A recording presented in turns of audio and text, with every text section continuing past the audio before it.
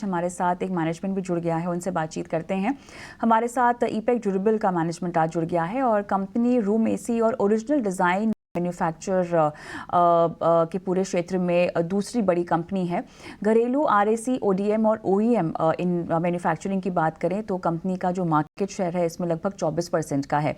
वोल्टास हो, हेवल्स जैसी कंपनियां इसके बड़े कस्टमर्स में से एक है और गर्मियों में एसी डिमांड में जो बड़ा इजाफा आया है इसको लेकर कंपनी को कितने मौके दिखाई दे रहे हैं, साथ ही आगे किस तरह की योजनाएं हैं, तमाम मुद्दों पर बात करते हैं। ईपैक ड्यूरेबल के एमडी सीईओ अजय सिंघानिया हमारे साथ जुड़ गए हैं। स्वागत है सिंघानिया साहब हमारी इस खास पेशकश में, आपने समय निकाला, धन्यवाद। तो क्लियरली यहाँ पर जो डिमांड सिनेरियो बनता हुआ दिखाई दे रहा है, तो अब जो प्रेडिक्शन भी हो रखा है भीषण गर्मी का, तो किस तरह की इंक्वायरीज आ रही है क्लाइंट्स को लेकर, कुछ इसकी तस्वीर आप पेश कर पाएंगे?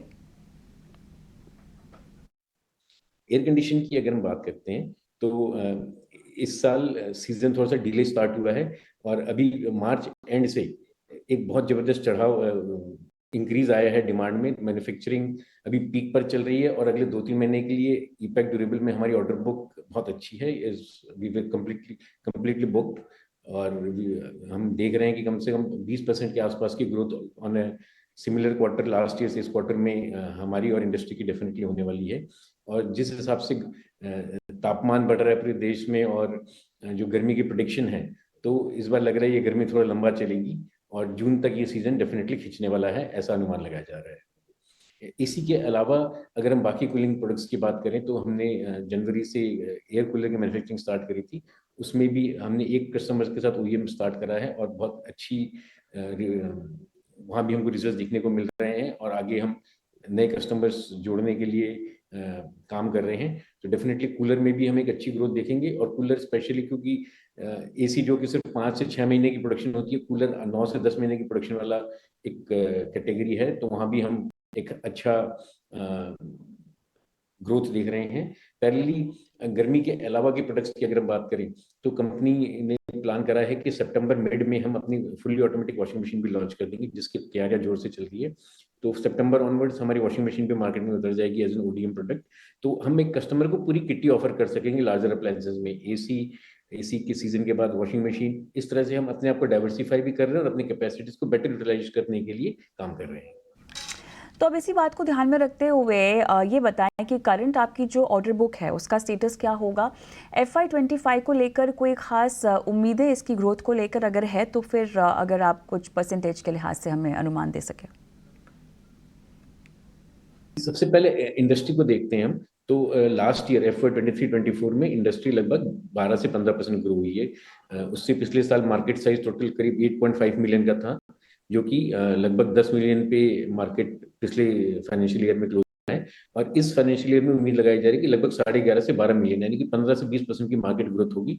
स्पेशली जो तापमान अभी देखने को मिल रहे हैं, ये बिल्कुल डुएबल फिगर लग रहा है। तो उसी प्रोपोर्शन में अगर हम देखें तो आउटसोर्सिंग जो परसेंटेज है ब्रांड्स का हमारे जैसे ओईएम के साथ, तो हम अपनी ग्रोथ भी 15 से 20% की डेफिनेटली देख रहे हैं। और इस क्वार्टर में हमारी ऑर्डर बुक बहुत अच्छी है और क्वार्टर ऑन क्वार्टर, जैसे मैंने पहले भी बताया कि हम लगभग 18 से 20% की ग्रोथ देख रहे हैं इस क्वार्टर में compare to Q1 of last financial year.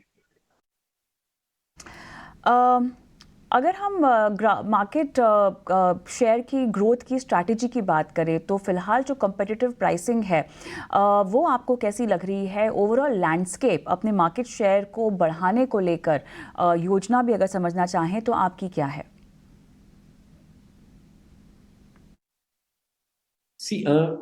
सबसे पहले तो हम एक ओईएम ओडीएम है जहां पर हमारी लॉन्ग टर्म कॉन्ट्रैक्ट्स और प्राइसिंग होती है सभी बड़े ब्रांड्स के साथ।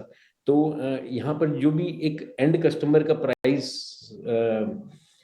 मिलता है उसमें हमारा रोल बहुत लिमिटेड होता है, क्योंकि हम जनरली कमोडिटी बेस्ड हमारे एक फॉर्मूला प्राइसिंग चलती है, एक ट्रांसफर प्राइसिंग चलती है सभी कस्टमर के साथ, जहां पर हमें प्रोटेक्शन मिलती है कि कोई भी कमोडिटी में चेंजेस होंगी, उतार चाहे कमोडिटी बढ़ेगी या कम होगी, तो उसका हमको एक तरह से प्रोटेक्शन मिलता है। तो पिछले 8-9 महीनों में अगर हम देखें तो मैक्सिमम सारी कमोडिटीज काफी स्टेबल रही है।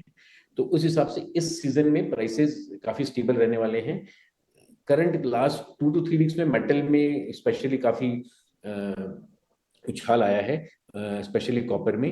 तो उसका इम्पैक्ट 2 से 3 महीने बाद मार्केट पे ट्रांसफर होगा।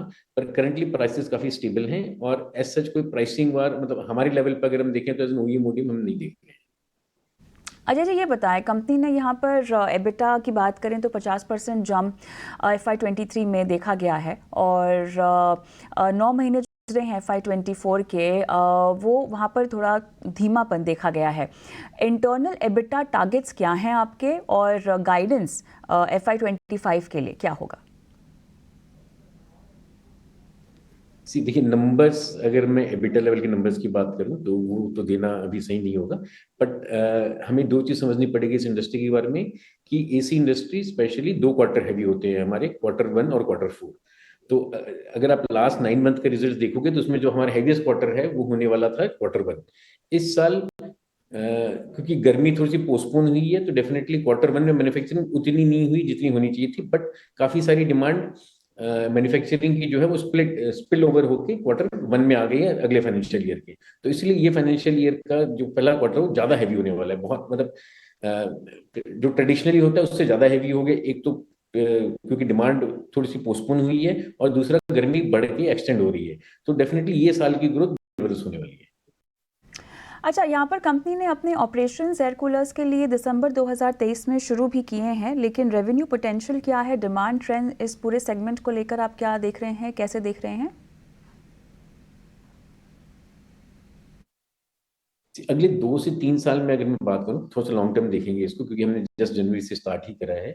तो कंपनी हम एस्टिमेट लगा रहे हैं कि लगभग ये अगले 2 से 3 साल में हम इसको 100 से 125 करोड़ तक का रेवेन्यू सिर्फ कूलर से खींच सकते हैं, जो कि RACs की अगर हम बात करें तो ओवरऑल कंट्रीब्यूशन 80% है रेवेन्यूज में। यहाँ पर कोई डाइवर्सिफिकेशन की योजना? तो जैसे हमने स्टार्ट करा कि कूलर तो हम ऑलरेडी ऐड कर चुके हैं, एक डाइवर्सिफिकेशन हो गया। दूसरा वॉशिंग मशीन हम स्टार्ट कर रहे हैं मिड ऑफ सितंबर से, तो दूसरा डाइवर्सिफिकेशन हो गया। इन दोनों डाइवर्सिफिकेशन के साथ एक खासियत और भी है कि हम अपनी सीजनैलिटी को भी अटैक कर रहे हैं। जो हमारा जनवरी से मई का पीरियड होता है मैन्युफैक्चरिंग का, उससे बाहर प्रोडक्ट्स हम देख रहे हैं। कूलर जो जुलाई अगस्त सितंबर का प्रोडक्ट है, तो इस तरह से हम प्रोडक्ट को डाइवर्सिफाई कर रहे हैं ताकि अपनी कैपेसिटीज को बेटर यूटिलाइज कर सकें। क्योंकि हमारे जो एसेट्स हैं, जो हमारी मैन्युफैक्चरिंग कैपेसिटी है वो फंजिबल है, मतलब हम प्रोडक्ट अप्लायंसेज में बहुत सारे अलग अलग भी बना सकते हैं। तो उस तरह से हम डेवलप कर रहे हैं कि एसी की ग्रोथ के साथ साथ बाकी की ग्रोथ को अटैच करके ग्रोथ को एक डिफरेंट लेवल पे लेके जाया जा सके।